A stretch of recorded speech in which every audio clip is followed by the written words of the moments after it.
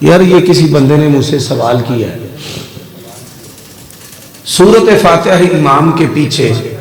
مفتی صاحب شیخ صاحب آپ کو بہتر فتویٰ دے سکتے ہیں، قاری صاحب سے آپ رابطہ کر لیں، لیکن اس کے بارے میں بتا دیتا ہوں۔ اس کے بارے میں ایک موقف یہ ہے کہ پانچوں نمازوں میں امام کے پیچھے فاتحہ نہیں پڑھنی چاہیے، یہ اہل تشیع کا اور غالی حنفیوں کا موقف ہے۔ بھئی تفسیر کمی لے لینا عام میسر ہے، بلکہ یہاں آپ کے ہاں ایک بندہ بزرگ مجھے ملائے گئے، وہ بڑے اسپیشلسٹ ہیں ان کے، ہے نا جی ادھر، ہاں آپ ان سے تفسیر قمی لے لیں، سورۃ اعراف کی وَإِذَا قُرِئَ الْقُرْآنُ فَاسْتَمِعُوا لَهُ وَأَنصِتُوا، اس کی تفسیر پڑھ لیں، وہاں لکھا ہوا ہے بھئی پنجاں نمازاں دے وچ امام دے پیچھے نہیں پڑھنی۔ دوسرا موقف ہے بعض حنبلی،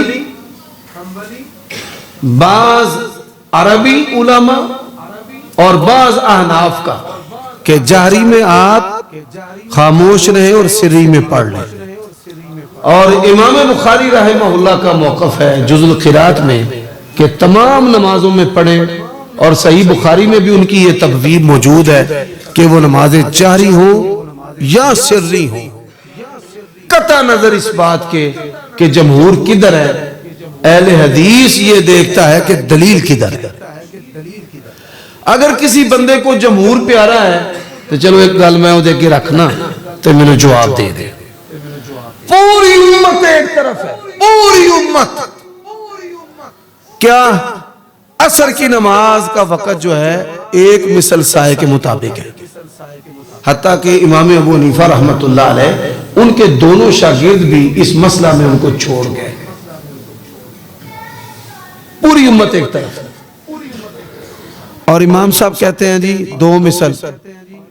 تو آپ دیکھ لیں کہ آج بھی وہ دو مثل سائے پر عصر کی نماز جو ہے وہ پڑھتے ہیں۔ تو میرے بھائی یہ نہیں دیکھتے کہ اکثریت کدھر ہے، یہ دیکھتے ہیں حق کدھر ہے، دلیل کدھر ہے۔ اللہ تعالیٰ اس بات کو سمجھنے کی توفیق عطا فرمائے۔ میں نے موقف بھی بیان کر دیے، اور جس کو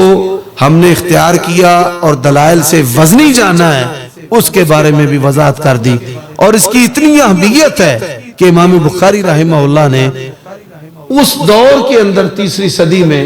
اس موضوع پر مستقل کتاب لکھی، امام بہقی نے کتاب لکھی ہے۔ تو یہ مسئلہ اہم ہے تو تبھی کتابیں لکھی ہیں نا،